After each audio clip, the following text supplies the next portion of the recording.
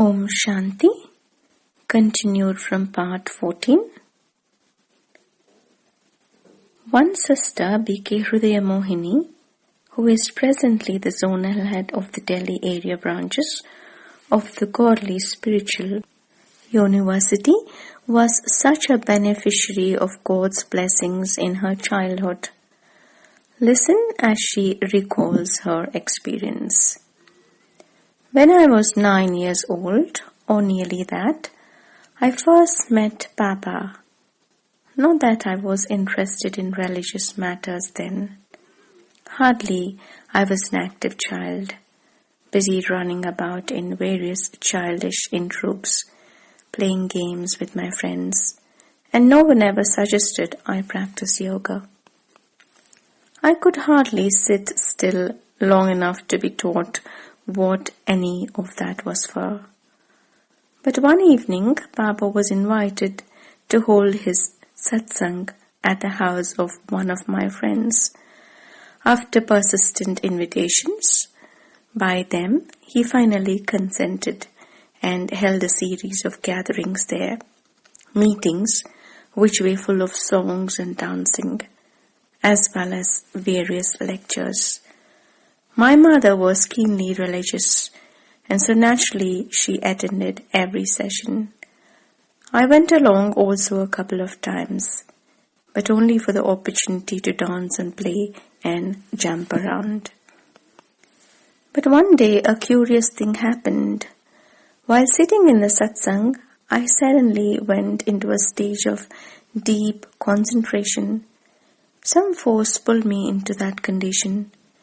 Someone magnetic and powerful and immensely attractive seemed to bring me deeper and deeper away from bodily existence into the regions of incredible, unworldly sensation.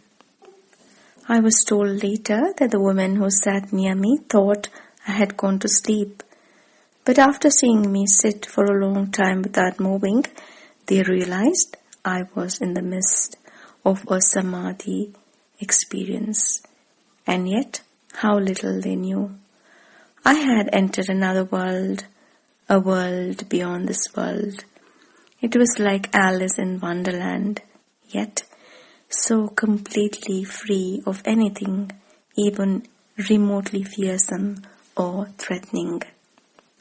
I was in a large room, decorated so finely and beautifully that it is impossible to describe, for nothing in the world of today compares to it. There was the most attractively inlaid gold and diamonds and jewels of every color, and shimmering fabrics, and tremendous starboards chandeliers of perfect white diamonds, and glorious idyllic scenes of flowing rivers and luscious gardens outside the windows.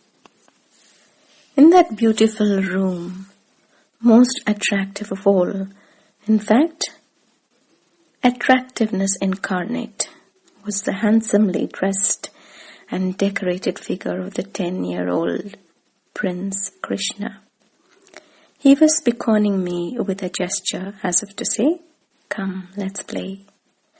When I came down from this vision and returned to normal consciousness again, I opened my eyes and saw a circle of women sitting all around me, peering intently at me, and I got suddenly frightened and began to cry. I thought, what has happened to me that these women should stay that way? But my mother calmed me down and asked me with great love to tell them what I had seen. Oddly, I found that was not easy. For who had I seen? Later on, I knew the child prince to be Sri Krishna, but at the time of my experience, I had no idea who this beautiful royal friend could be. I had never before paid any attention to statues of Krishna, and though I heard his name spoken of, I had never taken an interest.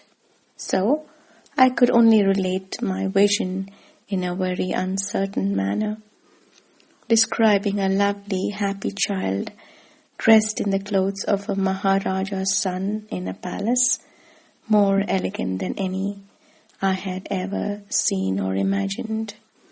The child seemed to know me. He was calling me to play, to dance with him. I described it all very poorly, but my mother, who was well read in the scriptures, recognized the image of Sri Krishna. She bought some bhakti paintings of Sri Krishna, which were commonly known, to see if there were similar images. But the trouble was, the painters who had made those pictures, never having experienced such visions themselves, did not portray the deities with any accuracy. Krishna was so much more lovely than their representations. Those pictures were thoroughly artificial and uninteresting. So, it was difficult for me to say on the basis of such paintings that the one I met was Krishna. Yes, there was a great deal of external similarity. The type of clothes he wore, the surroundings of gold, and the fact that he had held a flute in his hands. This last detail finally convinced me, and so I said, yes, this was the one I saw, but he was more beautiful. Such visions were given to many children in those days, as well as to their elders. It was a time of overflowing miracles, of never-ending happiness, of ecstasy upon ecstasy. And as more came to take their share of the treasures, the level of feeling arose ever higher. It was like being in a rainfall of light and love. A spiritual bomb was exploding, and the radiation could be felt in ever wider circles. Whoever had a spiritual inclination, whoever felt even the slightest love of God stir in his depths, was rewarded with a sudden fantasia, a journey through the cosmic cycle. Here was an eruption of God's power into the corporeal world, such as has not been known in the history. The incredible became the commonplace. The impossible became possible. The body was forgotten. Time gave way to eternity, and ignorance was replaced at last with truth, truth with a shining capital T. What was left for God's growing family to do but sing? And this they did. They created uncountable numbers of intoxicating melodies, pouring their overflowing hearts into a mold of music. The work of Baba's children is the blissful song which is always on their lips or in their hearts.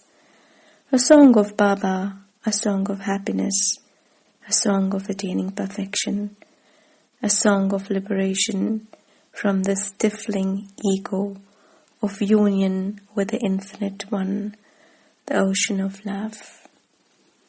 Baba would walk so lovingly among his children when the satsang was over for the day, and his pure and fatherly vision would fall on all around him, and the warmth would be felt, the sense of belonging, of having made it the home base, where one was safe forever, safe and secure. When he spoke so sweetly, "O child," it was as if bouquets of flowers sprang up in the heart, and the cage of flesh was left behind. The soul flew like a liberated bird to the heavenly abode. To be continued further. Om Shanti.